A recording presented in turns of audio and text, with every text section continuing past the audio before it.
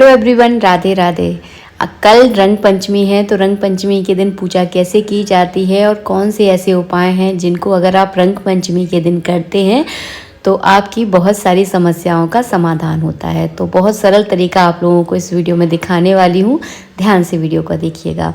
भगवान विष्णु और लक्ष्मी जी की साथ में अगर आप रंग पंचमी के दिन उनका पूजन करते हैं, लाल गुलाल अगर उन्हें अर्पित करते हैं, तो इससे आपके जीवन में सुख, समृद्धि और धन की कोई कमी नहीं होती, क्योंकि माता लक्ष्मी धन और समृद्धि देने वाली हैं। तो भगवान विष्णु और लक्ष्मी जी की रंग पंचमी के दिन आप साथ में पूजा करें। अगर इस तरह की अगर आपके पास भगवान लक्ष्मी की और माता विष्णु की अगर मूर्ति नहीं है तो आप तस्वीर की भी पूजा कर सकते हैं। रंग पंचमी वाले दिन आप भगवान को अच्छे से स्नान करवाएं, जैसे कि हम 30 त्योहारों पे कराते हैं, सेम वैसे ही आपको स्नान करवाना है। भगवान विष्णु की पूजा रंग पंचमी के दिन अलग अलग तरीके से की जाती है, अलग अलग मनोकामनाओं के लिए। तो ध्यान से इस वीडियो को ज़रूर देखिएगा। पहला उपाय मैंने बता दिया है, भगवान विष्णु और लक्ष्मी जी का आपको साथ में पूजन करना है। रंग पंचमी के दिन भगवान विष्णु और माता लक्ष्मी को आप लाल गुलाल ज़रूर अर्पित करें। इसके बाद दूसरा पूजन आपको करना है, भगवान राधा कृष्ण का आपको साथ में पूजन करना है। अगर आपका गृहस्थ जीवन बिल्कुल भी ठीक नहीं चल रहा है, आपसी सामंजस्य ठीक नहीं है, पति पत्नी में जो प्रेम होना चाहिए वो प्रेम नहीं है, तो रंग पंचमी वाले दिन आप राधा कृष्ण जी की साथ में पूजा करें। राधा कृष्ण को अगर आप रंग पंचमी वाले दिन साथ में अगर गुलाल लगाते हैं तो वैवाहिक जीवन में जो भी आपकी समस्याएं चल रही हैं उनका समाधान होता है। बहुत ही सरल तरीका है ये। तो रंग पंचमी वाले दिन राधा कृष्ण को आप साथ में उनका विधिवत पूजन कीजिएगा। उसके बाद जो है ना आपको साथ में गुलाल लगाना है। हो सके तो ये उपाय दो पति पत्नी दोनों को मिलकर करना चाहिए, अगर हो संभव हो सके। अगर ऐसा नहीं हो पा रहा है तो केवल पत्नी भी इस उपाय को कर सकती है। साथ में कई बार होते हैं लड़ाई झगड़ा, थोड़े ज़्यादा बढ़ जाते हैं तो साथ में बैठना भी पसंद नहीं करते हैं, तो आप अकेले भी इस पूजा को कर सकते हैं। इसके बाद तीसरा उपाय मैं आप लोगों के साथ शेयर कर रही हूँ।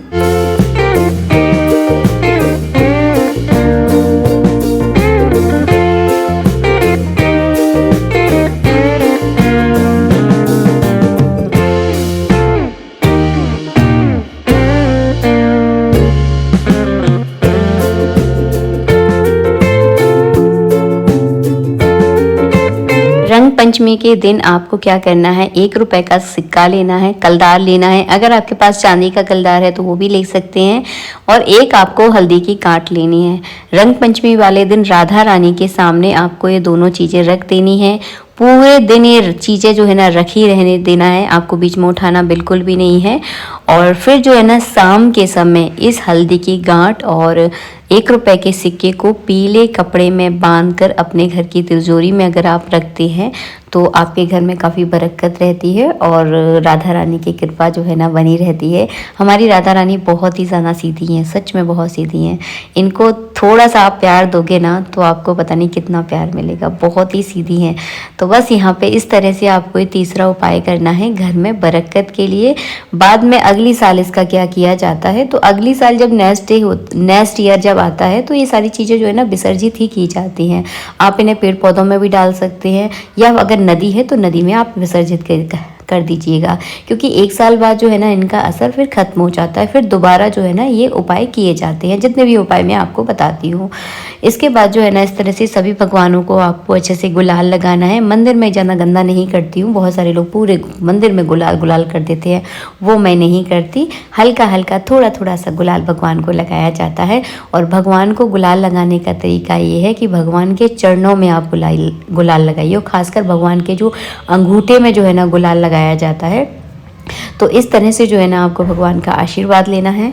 पूजा करने के बाद आपको घी का दीपक जलाना है माता लक्ष्मी भगवान विष्णु के सामने, और कोशिश कीजिएगा कि दीपक में इतना घी ज़रूर डालें कि आधा 1 घंटा जो है ना ये दीपक जले। उसके बाद जो है ना इस तरह से आपको आरती करनी है। आरती पूरी होने के बाद आपको जल का इस तरह से आचमन करना है। तो 3 उपाय मैंने आपको बता दिए। चौथा उपाय है कि रंग पंचमी के दिन भोग क्या लगाया जाता है। तो रंग पंचमी के दिन माता लक्ष्मी की पूजा विशेष रूप से की जाती है।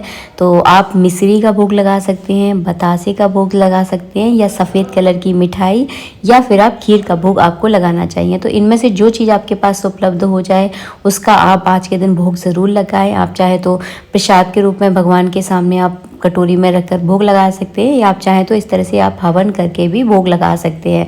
भोग लगाने का तरीका मैंने कई बार आपको बताया है, इसलिए मैं इस वीडियो में आपको नहीं दिखा रही हूँ।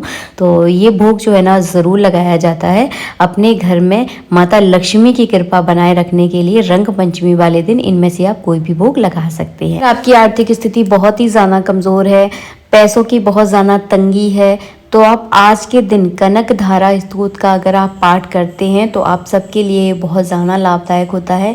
रंग पंचमी पर भगवान विष्णु और लक्ष्मी का दिन माना जाता है, तो इनमें से आप कोई भी उपाय ज़रूर करें। कनक धारा स्तोत्र का पाठ करके अगर इस तरह से आप हवन करते हैं तो आप लोगों के लिए बहुत लाभकारी होगा। आज के लिए इतना ही, नेक्स्ट वीडियो में मिलेंगे। राधे राधे।